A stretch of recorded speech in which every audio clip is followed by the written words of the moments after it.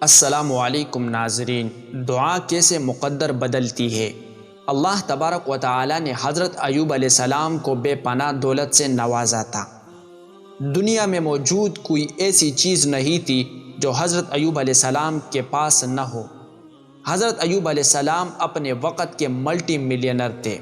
پھر اللہ پاک نے ان کو آزمایا، ان سے سب کچھ چھین لیا۔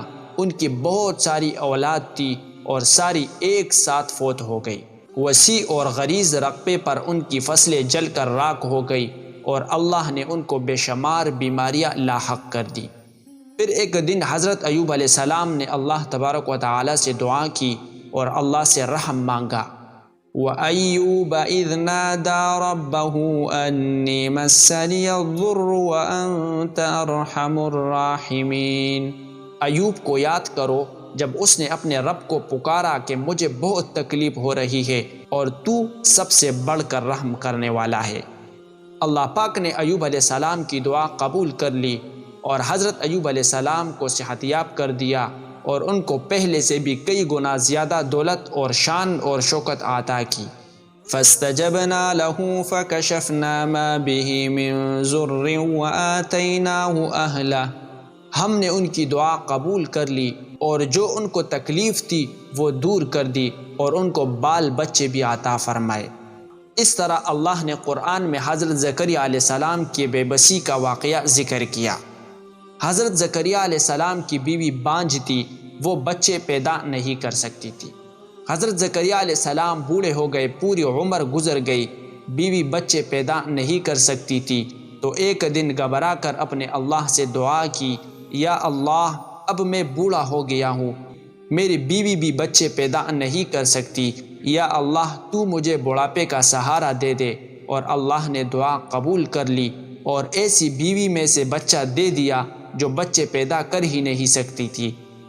اور پھر حضرت زکریا علیہ السلام نے اللہ تعالیٰ سے کہا، لم اکم بدعائک رب شقیا، اے میرے رب میں تجھ سے مانگ کر کبھی محروم نہیں رہا۔ اذ نادى ربه نداء خفيا، جب اس نے اپنے رب کو آہستہ سے پکارا۔ قال رب انی وهن العظم منی واشتعل الرأس شیبا، اور کہا اے میرے رب میری ہڈیاں بڑھاپے کے سبب کمزور ہو گئی ہے اور سر بڑھاپے کی وجہ سے شعلہ مارنے لگا۔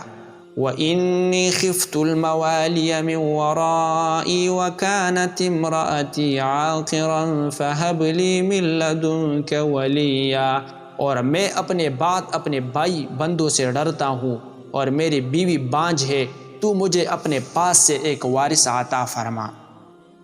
یا زکریا اِنَّا نُبَشِّرُكَ بِغُلَامٍ اسْمُهُ یحییٰ، اے زکریا ہم تجھے خوشی سناتے ہیں ایک لڑکے کی جن کا نام یحییٰ ہے۔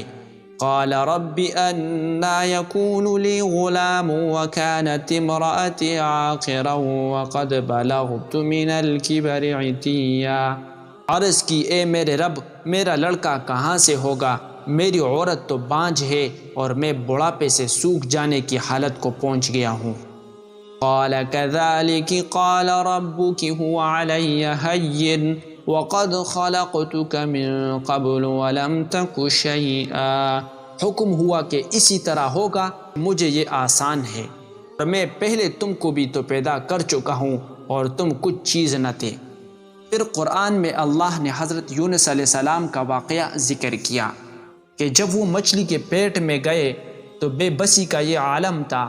قرآن کہہ رہا ہے کہ وہ 3 اندھیروں کے پیٹ میں تھے، ایک رات کا اندھیرا، دوسرا سمندر کے نیچے گہرائی کا اندھیرا اور تیسرا مچھلی کے پیٹ کا اندھیرا۔ اور پھر حضرت یونس علیہ السلام نے بے بسی میں اللہ کو پکارا۔ فَنَادَى فِي الظُّلُمَاتِ أَن لَّا إِلَٰهَ إِلَّا أَنتَ سُبْحَانَكَ إِنِّي كُنتُ مِنَ الظَّالِمِينَ، اندھیرے میں اللہ کو پکارنے لگے کہ تیرے سوا کوئی معبود نہیں، تو پاک ہے، بے شک میں ہی قصوروار ہوں۔ اللہ پاک فرما رہے ہیں ہم نے یونس علیہ السلام کی کال کو آنسر کیا اور ان کو وہاں سے نکالا جہاں سے نکلنے کے سارے راستے بند تھے۔ فَاسْتَجَبْنَا لَهُ وَنَجَّيْنَاهُ مِنَ الْغَمِّ، تو ہم نے ان کی پکار سن لی اور ان کو غم سے نجات بخشی۔ میرے دوستو، اللہ پاک نے یہ واقعات قرآن میں اس لیے ذکر کیے کہ میرے بندو مجھ سے کبھی نا امید نہ ہونا۔ میں نے موسیٰ کو فرعون کی گود میں پال کر دکھایا، اسماعیل کو چوری کے نیچے بچا کر دکھایا، ابراہیم کو جلتی آگ میں بچا کر دکھایا، مریم کو بن باپ کے بیٹا دے کر دکھایا، یوسف کو ایک قیدی سے بادشاہ بنا کر دکھایا، موسیٰ کو سمندروں میں خشک راستے نکال کر دکھایا۔ ہم جسے پریشانی سمجھ رہے ہوتے ہیں، ہو سکتا ہے وہ کسی نئے سفر کا آغاز ہو۔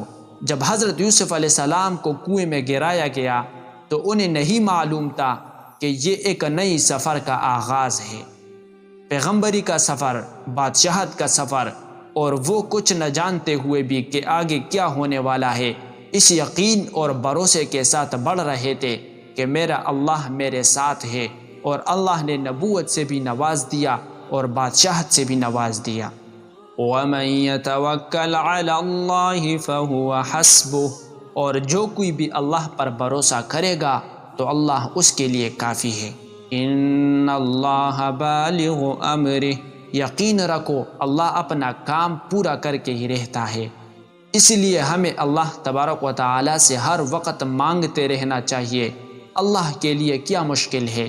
اللہ کی ذات تو وہ ہے جو ناکامیوں میں بھی کامیابی پیدا کر سکتی ہے، کیونکہ میرے اللہ نے خود کہا أَمَّن يُجِيبُ الْمُضْطَرَّ إِذَا دَعَاهُ وَيَكْشِفُ السُّوءَ، جب کوئی ٹوٹ کر تڑپ کے مجھے پکارتا ہے تو میں اس کی دعا قبول کرتا ہوں، اس کی تکلیف کو دور کر دیتا ہوں۔ اللہ تعالی ہم سب کو ان باتوں پر عمل کرنے کی توفیق عطا فرمائے، آمین۔